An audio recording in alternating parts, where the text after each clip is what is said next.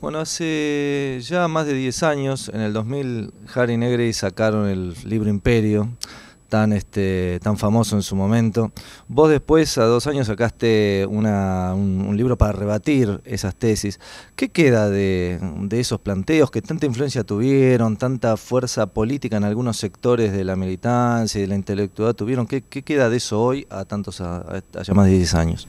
Mira, la verdad que queda muy poco y nada, ¿verdad? Afortunadamente, porque me parece a mí que era una versión que trataba de hacer una presentación del imperialismo en donde este aparecía ya despojado de sus rasgos más brutales, más agresivos, más explotadores. El imperio aparecía como un benévolo pacto de dominación global universal, pero sin ningún Estado nacional detrás, sin ninguna clase dominante detrás, sin ningún ejército detrás, cosa que evidentemente era una pura fantasía, ¿verdad?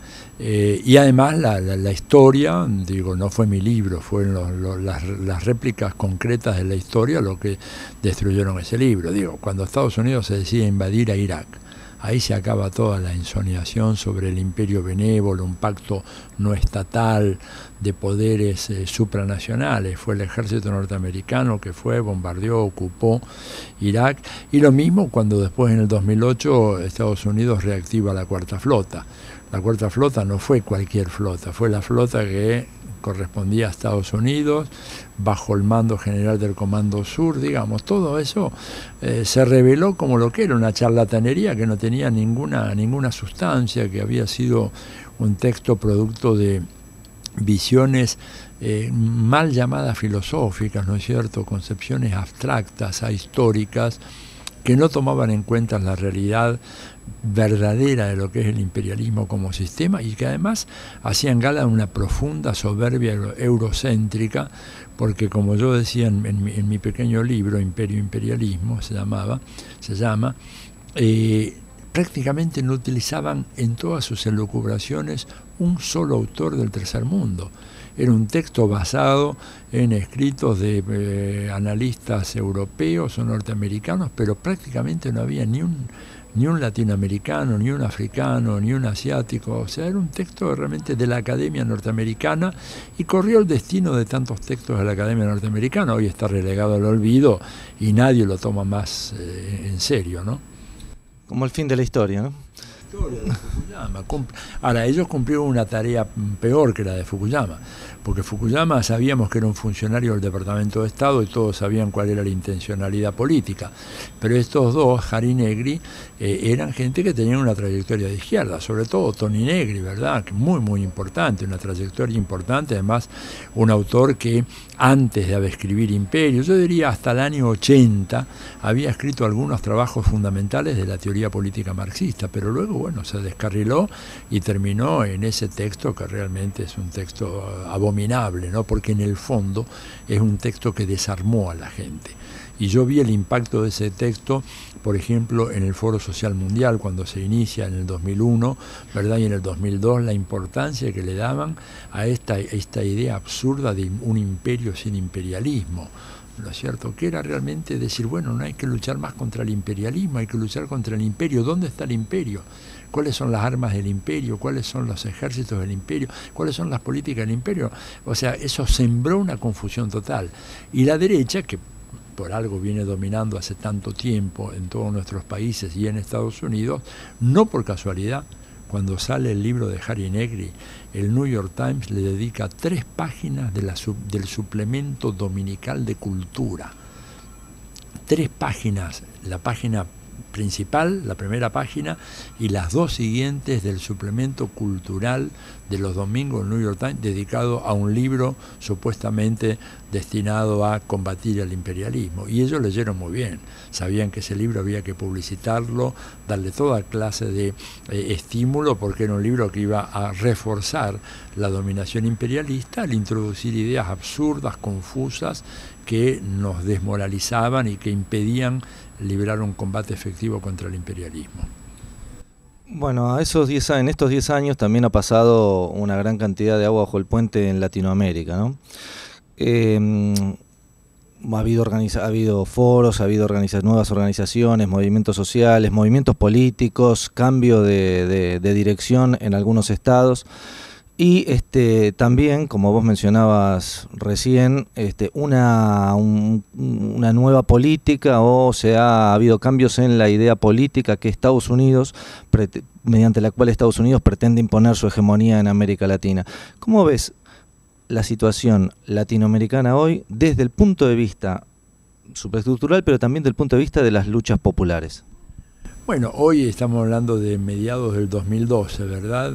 Yo lo veo con mucha preocupación, porque veo, por una parte, el imperialismo pasando a desplegar una contraofensiva muy fuerte, muy marcada, ¿no es cierto?, desde la Cuarta Flota que mencionábamos recién hasta el creciente despliegue de bases militares en toda la región. En este momento, el último conteo que hace el MOPASOL, el Movimiento por la Paz y la Solidaridad entre los Pueblos, que hacen un relevamiento permanente de las bases militares norteamericanas en la región, estaba dándonos un número de 47 bases militares existentes en América Latina y el Caribe. Ten en cuenta que hace 10 años apenas llegaban a ser unas 10 o 12, o sea, ha sido un proceso de expansión extraordinario, e inclusive en los últimos meses ha habido 2 nuevas adiciones que no están contadas en las 47 que dije antes, ¿no? La base para la ayuda humanitaria y asistencia a anticatástrofes en el Chaco, que así empiezan casi todas las bases, y la base que hace pocas semanas, ¿no es cierto?, acaban de inaugurar en Concón, que es una pequeña caleta marina que está a unos 25 o 30 kilómetros al norte de Valparaíso, en Chile. O sea que son datos muy preocupantes, y como decía Madeleine Albright, la que fuera secretaria de Estado de Bill Clinton, si tenemos todo este músculo militar, decía ella, ¿qué esperamos para utilizarlo? Bueno, están esperando el momento oportuno, pero ya se están posicionando en la región. Ellos en este momento tienen un total control geopolítico de América Latina, y esto habla del fracaso fundamentalmente de Brasil, ¿verdad?, que es el país que tendría que haber puesto el grito en el cielo, porque tendría que haberse dado cuenta de que el objetivo primordial de todo este despliegue de bases y de la Cuarta Flota es controlar las enormes riquezas que yacen en la cuenca amazónica, de la cual Brasil es el principal propietario, si se puede usar esa expresión, ¿verdad?, o el país que tiene la jurisdicción más grande. El 70% de la cuenca amazónica es brasileña, el resto se reparte entre Perú, Ecuador, Bolivia en parte y algo de Colombia. Bueno, pues Brasil quedó dormido, la diplomacia brasileña quedó dormida, seducida por una artimaña muy astuta de los norteamericanos, tratando de que Brasil tomara como tema prioritario de su inserción internacional el asiento permanente en el Consejo de Seguridad. Y mientras los norteamericanos lo engañaban con esa zanahoria, ¿verdad?, le fueron rodeando totalmente el territorio brasileño de bases, al norte, al sur, al este, ¿verdad?, por la isla Ascensión, que está a 4 días de navegación. O sea, un destructor norteamericano sale de Ascensión y en 4 días está enfrente de Natal. O sea, no es que es algo remoto, está muy cerca, ¿no es cierto?, y justo además en la zona donde empieza el gran yacimiento más al sur petrolífero de Brasil. De manera que es para estar muy preocupado, y por otra parte preocupados por el futuro de la revolución bolivariana, ante la situación de salud del presidente Chávez, que es muy delicada, y que Chávez, hay que decirlo, es una figura irreemplazable en la política latinoamericana de hoy. Vamos a ser concretos, o sea, la derrota del ALCA tuvo un gran mariscal que planificó la batalla, que fue Fidel, y un general de campo, o un mariscal de campo, que fue el que bajó al terreno, que ese fue Chávez, ¿no es cierto? Hoy en día Fidel puede seguir siendo el gran mariscal, dándonos las orientaciones de las principales batallas y cómo avanzar, pero después tiene que haber alguien, que no puede ser Fidel, por su edad, por sus condiciones, etcétera, que articule todo eso, y en este momento el único que lo puede hacer es Chávez, de manera que yo estoy muy preocupado por lo que pueda pasar en Venezuela si es que Chávez no se repone de su enfermedad. Hoy, si hubiera elecciones, gana Chávez, cómodo, ¿verdad? No hay ninguna duda. Chávez sigue siendo el líder más popular de Venezuela, pero por una ventaja enorme. Pero desaparecido Chávez, Chávez no tiene reemplazo. Y entonces ahí habrá que ver si tenemos a alguien que lo suceda, que tenga la enjundia, la clarividencia que Chávez demostró tener a lo largo de todos estos años. Y esto va a repercutir mucho sobre América Latina. Antes de seguir por el lado de Venezuela y Colombia, ¿cómo ves en este marco de cerco que está llevando adelante Estados Unidos y el imperialismo sobre América del Sur? ¿Cómo ves el tema de la política internacional y la política de defensa del gobierno argentino? El tema Malvinas, el tema la base en el Chaco, ¿cuál es cómo juega el gobierno argentino en toda esta situación? Mira, el gobierno argentino actual tiene una característica que parecería ser ya inherente, que es su carácter contradictorio. O sea, es un gobierno que tiene enormes incoherencias, ¿verdad?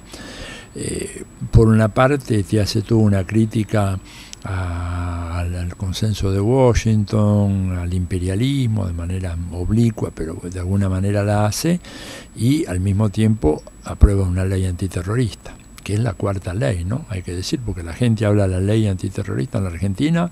Se aprobaron 2 piezas de legislación antiterrorista en el 2005, una en el 2007 y la otra en el 2011. Son 4 leyes antiterroristas, como en toda América Latina. Digo, de toda, no en Cuba, no en Venezuela, no en Bolivia, no en Ecuador, no en Nicaragua, pero sí en los demás países. Entonces veo al gobierno un poco sumido en esa incoherencia. Por una parte apoya al Consejo Sudamericano de Defensa, ¿no es cierto?, pero al mismo tiempo hace la vista gorda ante la instalación de una base del Comando Sur en el aeropuerto de Resistencia, en el Chaco.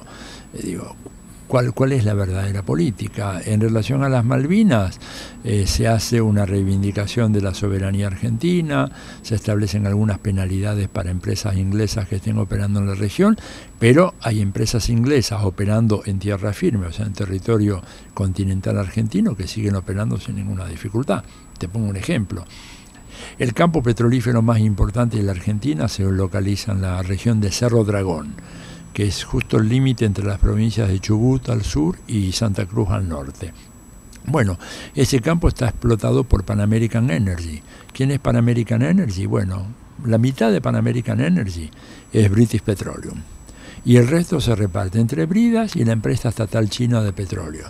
Entonces digo, incoherencia en la política exterior, porque por una parte está muy bien decirle a las empresas británicas no operen allá, porque si operan en Malvinas nosotros no le vamos a dar reconocimiento, pero British Petroleum opera aquí y opera a través de subsidiarias en las Malvinas sin ningún problema. Entonces yo noto un poco eso, ¿no? Es decir, un gobierno plagado de muchas contradicciones, con mucha improvisación, y que a la larga eso termina favoreciendo a los intereses del imperio y a los intereses de la derecha.